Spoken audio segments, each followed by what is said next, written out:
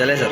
General monitoring equipment पता क्या होता है कि ओपीडी के अंदर एक मरीज है, उसका ऑपरेशन हो रहा है, सर्जरी हो रही है, तो हमने उसको बेहोश किया होता है। जनरल एनेस्थीसिया फॉर एग्जांपल हमने दिया हुआ है या स्पाइनल एनेस्थीसिया दिया हुआ है, जिस भी तरह का एनेस्थीसिया दिया हुआ है।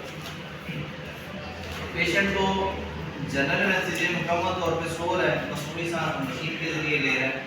हमने उसकी बॉडी को मॉनिटर भी करना है कि भाई इसके अंदर ऑक्सीजन की मिकदार कितनी जा रही है, इसका ब्लड प्रेशर कितना है इस वक्त, इसका जो दिल की धड़कन है वो ठीक है, हार्ट रेट इसका ठीक है, रिदम ठीक है, इसकी दिल सही तरह से नॉर्मल तरीके से धड़क रहा है, और कितनी बीट्स पर मिनट इसकी आ रही हैं, ब्लड प्रेशर कितना, ये सारी चीज़ें हमने मॉनिटर करते रहना है जब तक कि मरीज अपनी बेहोशी से वापस नहीं आ जाता।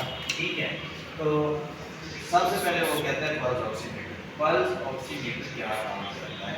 तो ये छोटी सी डिवाइस होती है, आप इसको रख सकते हैं, घर में भी रख सकते हैं, डॉक्टर के क्लिनिक में भी होती है, और ओटी के अंदर तो इसके मास्टर होना ही होना है। ठीक है, पल्स ऑक्सीमीटर पोर्टेबल होती है, छोटी सी लग सकती है, वो 4 जगह होती है।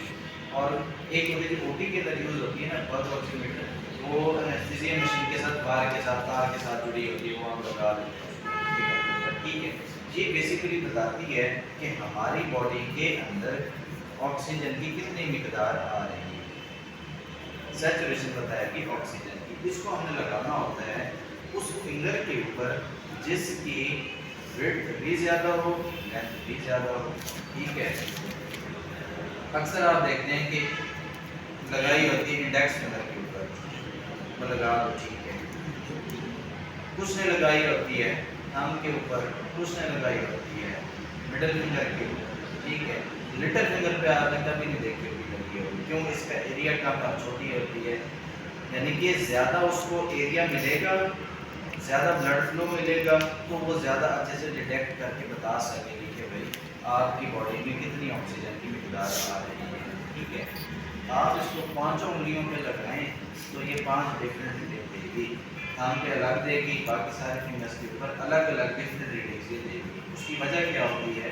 जेनी के ऊपर नीचे हो रही है, वजह ये होती है कि किसी का एरिया कम हो गया तो उसको ब्लड थोड़ा डिटेक्शन के लिए मिला, इसके ऊपर और कम रीडिंग हो जाएगी। तो इसलिए इसका जो प्रिंसिपल होता है हम ये करते हैं कि वाइड एरिया, जैसे थंब एरिया वाइड है थोड़ा, ठीक है, जो मिडल फिंगर है इसका एरिया लेंथ भी ज़्यादा है, और इसका थोड़ा ये चौड़ी उंगली अच्छी अपनी सही accurate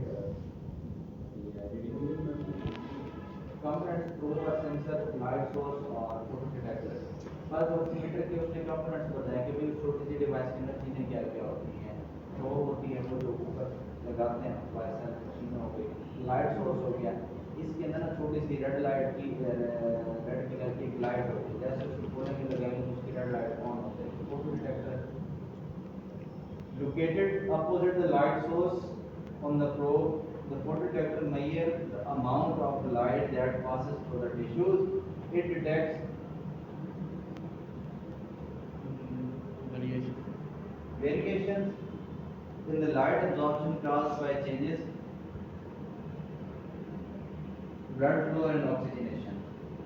Microprocessor in the pulse oximeter processes the information received from the photodetector, calculate the oxygen saturation level and displays the result. वो जो सेंसर होता है वो कहते हैं वो उस लाइट से फोटो डिटेक्टर से सारी चीज़ों से कैलकुलेट करेगा कि कितनी ऑक्सीजन की मिकदार है, और ऊपर स्क्रीन में उसकी छोटी सी लगी हुई है उसके ऊपर वो शो कर देगा कि भाई इसके अंदर कितनी ऑक्सीजन की मिकदार आ रही है। ठीक है, जो पोर्टेबल होती है, जो वायर के साथ कनेक्टेड नहीं होती, जो चार्ज होती है, वो तो उसके ऊपर स्क्रीन छोटी सी बनी होती है। जो एनेस्थीसिया मशीन के साथ अटैच होती है वो कार्डियक मॉनिटर जो एनेस्थीसिया मशीन के साथ खड़ा होता है उसके ऊपर वो शो कर देता है। ठीक है, आगे वो कहता है जैसे ऑक्सीजन सैचुरेशन की उसने बता दी कि नॉर्मल ऑक्सीजन सैचुरेशन लेवल से डिग्री रेंज फ्रॉम 95 से 100% के दरमियान जो रहती है वो हम कहते हैं कि नॉर्मल है।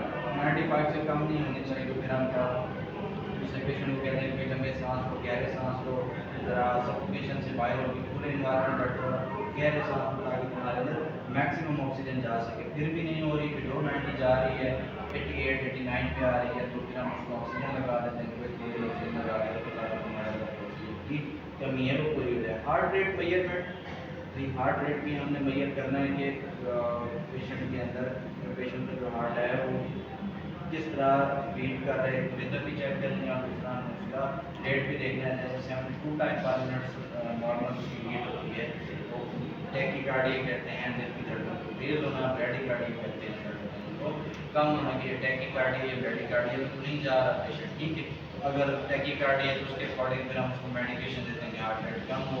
अगर उसका ब्रैडीकार्डिया हार्ट रेट नीचे जा रहा है, 35 30 पे 25 पे पहुंच गया है, तो हम उसको फिर ऐसी मेडिकेशन देते हैं उसका हार्ट रेट ऊपर है, यानी कि उसका दिल है वो सही धड़कना शुरू कर दे। जो कहते हैं कि display output, the results are displayed on the digital screen providing the real time information to health care providers.